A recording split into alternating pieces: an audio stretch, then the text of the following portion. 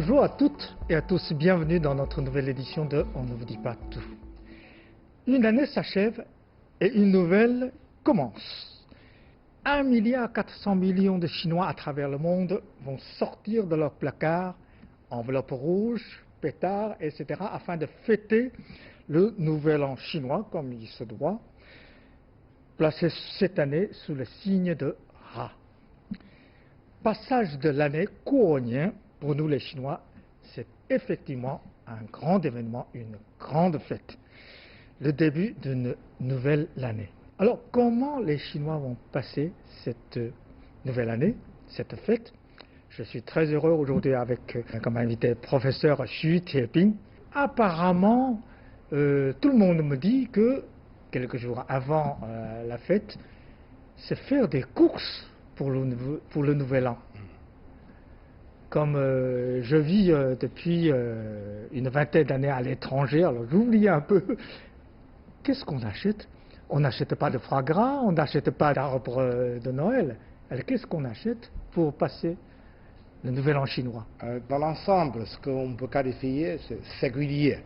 C'est-à-dire que dans notre fête, en général, les signes de la religion présentent une position, disons, extrêmement faible, voire négligée. Donc on entre un peu dans la vie, dans les besoins les plus élémentaires. Qu'est-ce que c'est que ça? C'est dans une société traditionnelle, historiquement, n'est-ce pas? C'est que c'est pas tout le monde est riche.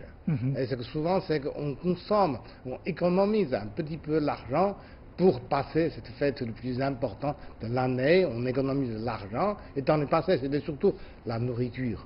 Et bien sûr de qualité.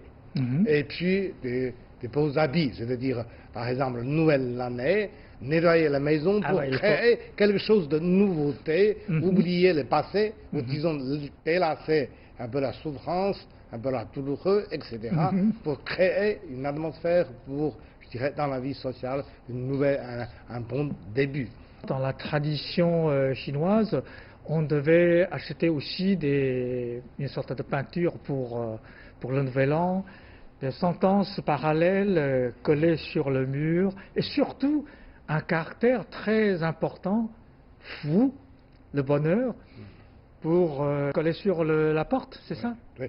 C'est-à-dire que c'est lié, c'est le moment où c'est exprimé de bons souhaits pour l'année. Il y en a plusieurs, par exemple, on sait par exemple autour de Tianjin, avec Yang Liuqing, autour de Suzhou, avec Tao Huawu, et ce sont des lieux de célèbres, je dirais, de peinture de l'année. Aujourd'hui, ça est considéré comme des héritages immatériels. Alors, en général, c'est qu'on veut dire bonne famille. Bonne famille. Longévité. La longévité, voilà. Bien sûr. Et bien sûr, ça indique aussi la richesse, prospérité. Donc ce sont des choses, disons, singulières, pas très spirituelles, mais qui reflètent un petit peu, je dirais, ce que le vœu des ordinaires Chinois. Alors, apparemment, il y a, pour la fête de printemps, pour le Nouvel An, il y a une cérémonie très importante à la mémoire des ancêtres. Est-ce que vous faites aussi à votre famille? Je dirais que de ma génération, c'est faible. Mais je dirais à l'époque, disons, de mes grands-parents, ça reste encore vivant et fort. En gros, on peut dire qu'aujourd'hui, c'est l'empreinte de la culte des ancêtres est plus imprégnée dans le sud de la Chine que dans le nord. Changement. Et deuxième, c'est que bien sûr, avec l'évolution de la société, aujourd'hui la famille devient beaucoup plus atomique, moins de membres, moins de sens clanique. Ces traditions s'éclipsent un petit peu.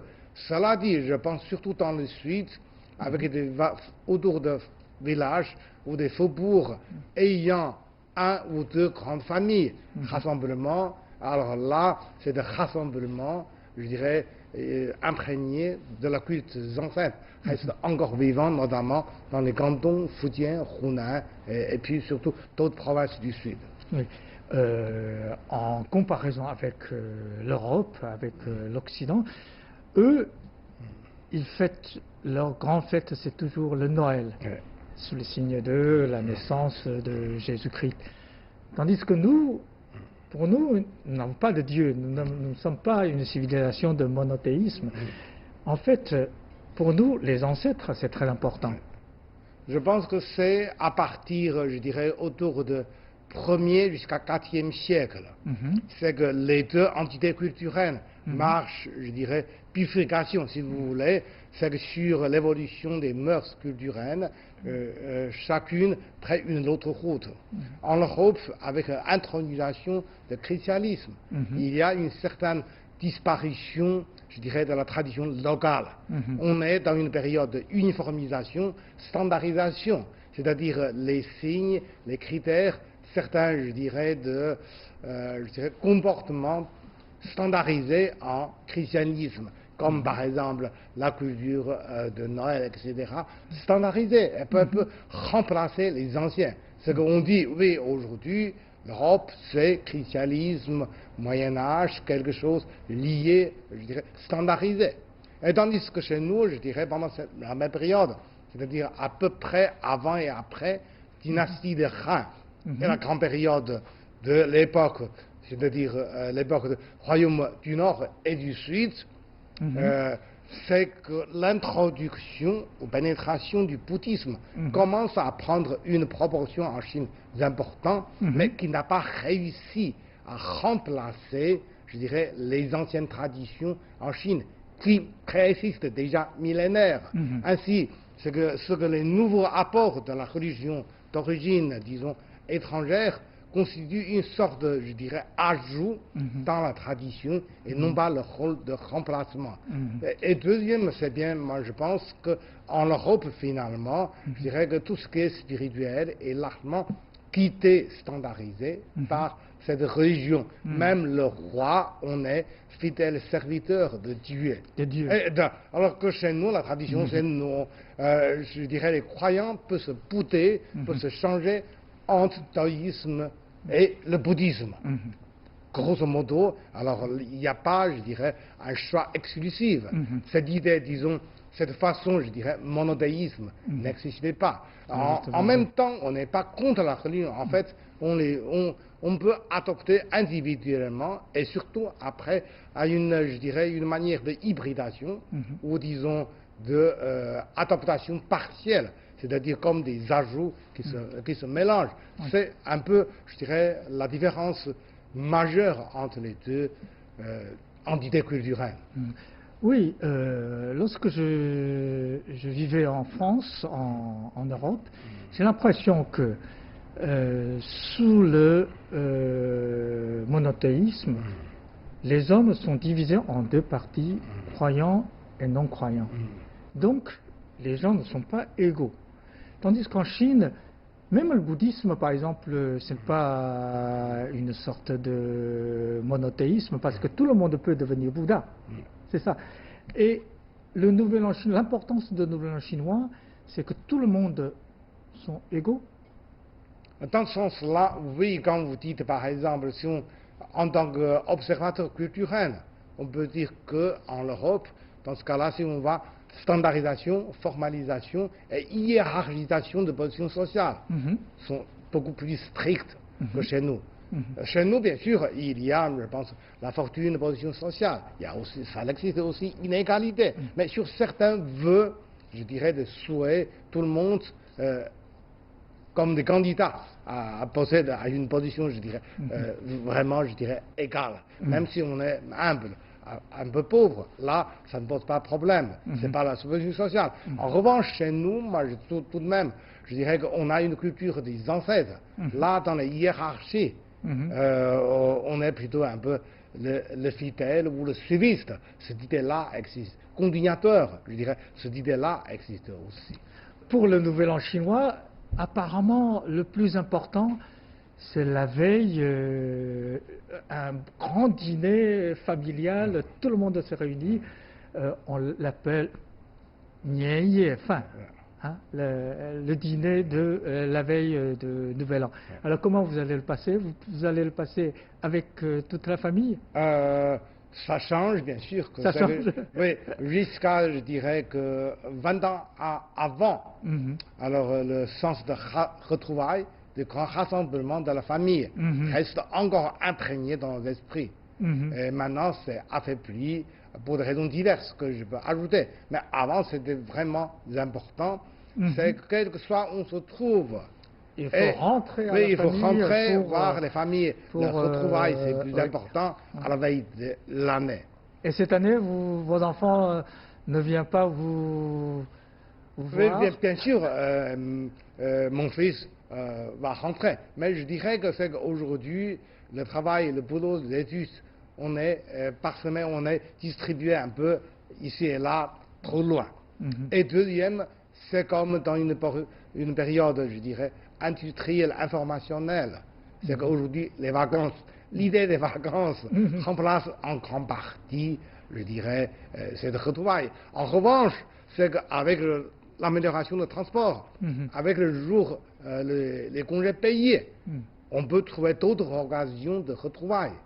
Et à ce moment-là, c'est-à-dire l'éveil, disons, de l'année n'a plus la même importance, disons, calendrier comme auparavant. Mais quand même, apparemment, le transport humain pendant la fête sera très très très important.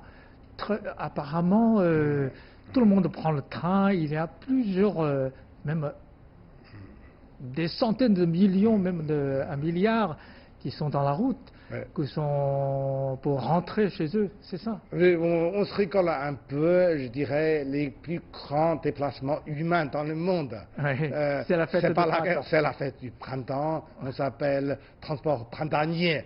C'est comme des batailles. Du point de vue de sécurité, pour de qualité, pour disons, rentrer. ponctuation à l'heure, etc. C'est comme une campagne. Moi, je suis l'enfant de la chemin de fer, parce que mes parents travaillent toute la vie. Donc, j'ai plein d'expériences. Par exemple, quand j'étais petit, ma grand-mère habite à 2500 km du lieu où travaille ma famille, mes parents. Donc, remplacement, ce n'est pas des choses réalisables chaque année, même si c'est possible. La ticket, la dispense, l'hôtel, c'est pas des choses si facile. Alors bien sûr, aujourd'hui, avec train de grande vitesse, avec d'autres améliorations, ça change beaucoup, même en même temps, il faut voir aussi.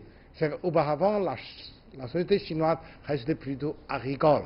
Alors les urbains représentent moins de 20%, et les gens, par exemple, quand on dit retrouvailles de famille, ça touche surtout un lieu, je dirais, 30 km autour. On peut aller beaucoup plus facilement.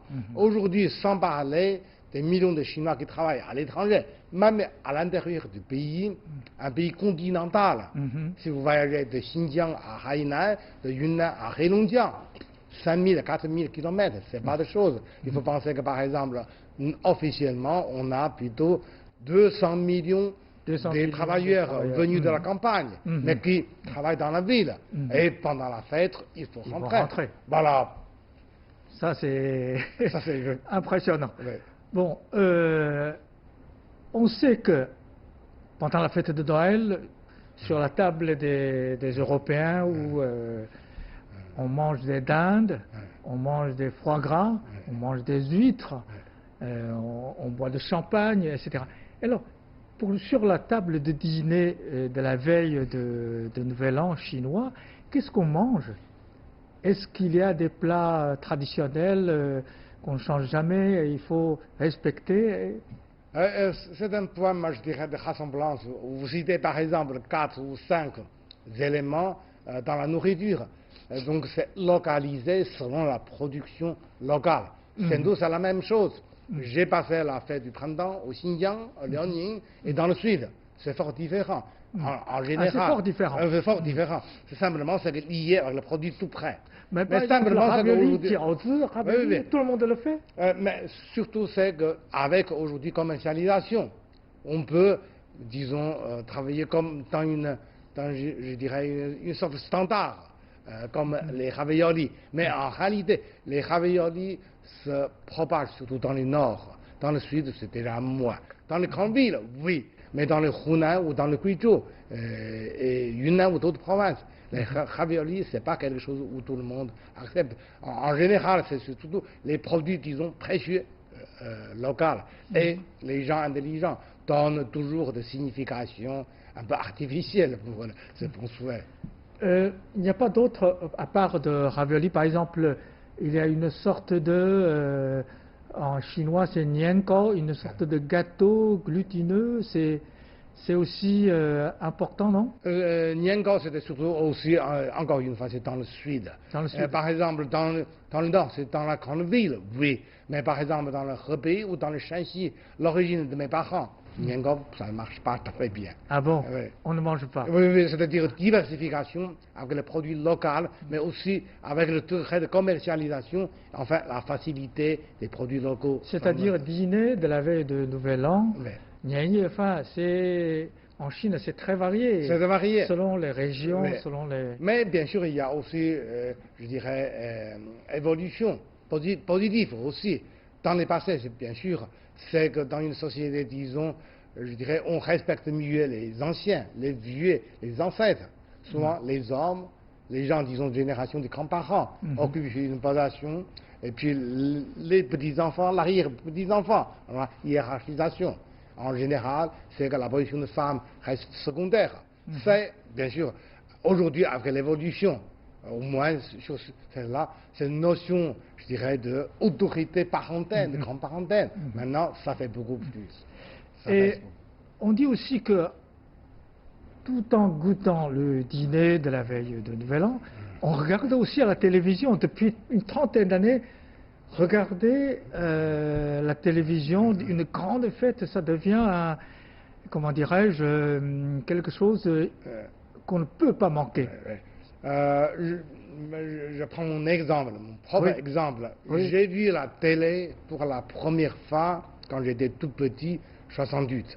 68. C'est en pleine L'année révolution 68. culturelle. Oui. Et là, c'était la télé, c'est pas le privé. Le téléviseur appartient à l'entreprise.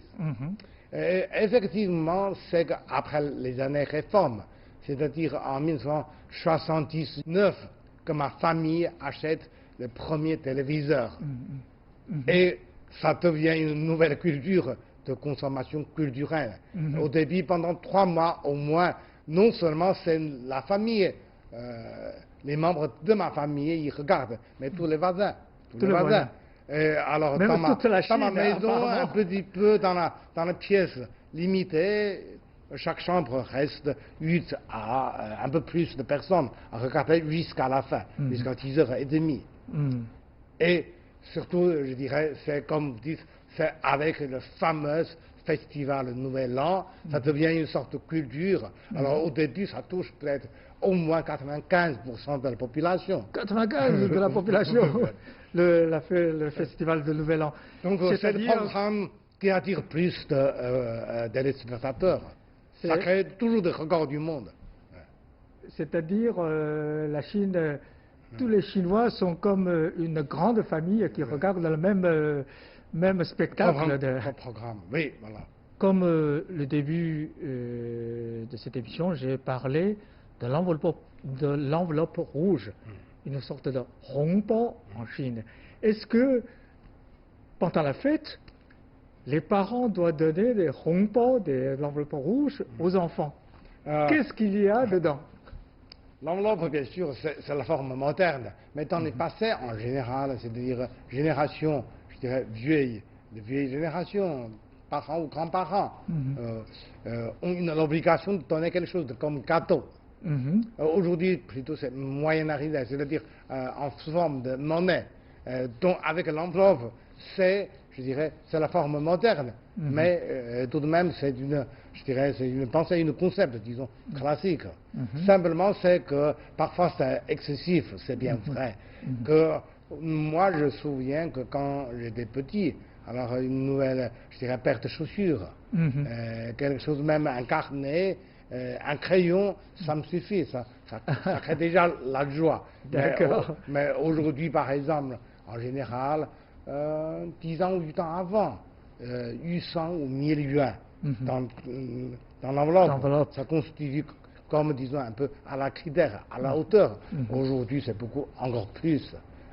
Ah bon? C'est encore plus. Moi, je dirais, 1000 yuan, c'est déjà beaucoup. Entre les membres de la famille, mais entre camaraderie, entre les gens de même entre les copains, c'est moi.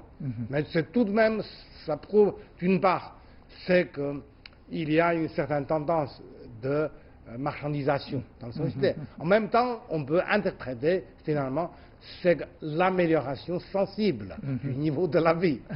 Et maintenant, avec le développement de portables téléphoniques, on dit qu'il y a même des étrennes électriques. Oui. Ça se passe... on s'appelle spot de cadeau. Alors, on appuyait par là, transfère tout à fait immédiatement. Donc, vous recevez aussi dans le même sens. Mais sous la forme très moderne, entre guillemets. D'accord. Et en Europe, par exemple, pour passer le Noël, après le dîner, la fête est terminée. Et en Chine aussi, est-ce que après le dîner de la veille de Nouvel An, une fois passé, est-ce que la fête est terminée? En principe, dans le passé, c'était souvent, par exemple, avec l'alcool, avec des changes, ça dure trop longtemps. Alors, les gens se sentent un peu fatigués. Et dans le premier Nouvel An, premier jour de Nouvel An, on doit se réveiller un peu plus tôt. Donc, à partir de 10h30, 11h, ça se termine. Aussi, avec la fin de programme de la télévision.